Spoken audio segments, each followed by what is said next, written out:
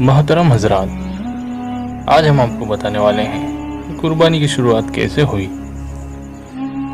حضرت ابراہیم علیہ السلام، جو کہ اللہ کے ایک جلیل القدر پیغمبر ہیں، ان کے بیٹے اسماعیل علیہ السلام جب اتنے بڑے ہو گئے کہ چلنے پھرنے لگے تو انہوں نے خواب میں دیکھا کہ میں اپنے بیٹے کو ذبح کر رہا ہوں۔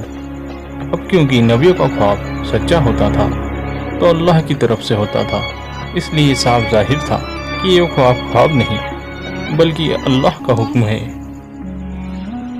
اس لیے انہوں نے اپنے بیٹے سے پوچھا کہ میں نے ایسا خواب دیکھا ہے، تمہاری اس میں کیا رائے ہے؟ تو بیٹے نے جواب دیا، اے ابا جان، آپ کو جو حکم ملا ہے آپ اس پر عمل کیجیے، انشاءاللہ آپ مجھے صبر کرنے والوں میں سے پائیں گے۔ پھر ہوا یوں کہ حضرت ابراہیم علیہ السلام نے ایک چھری لی اور اپنے بیٹے اسماعیل علیہ السلام کو لے کر ذبح کرنے کی نیت سے مینا کی طرف چلے گئے۔ مینا مکہ شریف سے 3 میل دور دو پہاڑیوں کے بیچ ایک بہت لمبا میدان ہے، اس کو مینا کہا جاتا ہے۔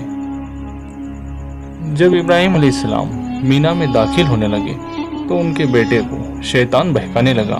حضرت ابراہیم علیہ السلام کو پتہ چلا تو انہوں نے اللہ اکبر کہہ کر شیطان کے ساتھ کنکریاں ماری، جس کی وجہ سے وہ زمین میں دھس گیا۔ دونوں باپ بیٹے آگے بڑھے تو زمین نے شیطان کو چھوڑ دیا۔ کچھ دور جا کر شیطان پھر بہکانے لگا۔ حضرت ابراہیم علیہ السلام نے اللہ اکبر کہہ کر شیطان کے ساتھ کنکریاں ماری، جس کی وجہ سے وہ دوبارہ زمین میں دھس گیا۔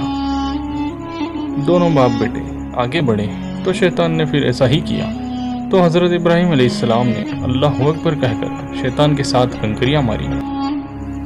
آخر کار پھر اللہ تعالیٰ کی رضامندی خوشی کے لیے حضرت ابراہیم علیہ السلام نے وہ کارنامہ انجام دیا جس کو نہ اس سے پہلے زمین نے دیکھا تھا اور نہ ہی آسمان نے، اور نہ ہی اس کے بعد قیامت تک لوگ دیکھیں گے۔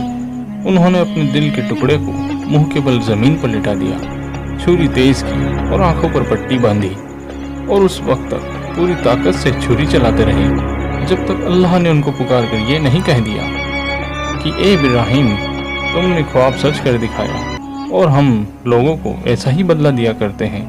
پھر اللہ نے حضرت اسماعیل علیہ السلام کی جگہ ایک مینڈے کو جنت سے بھیج دیا، جس کو ابراہیم علیہ السلام نے ذبح کیا۔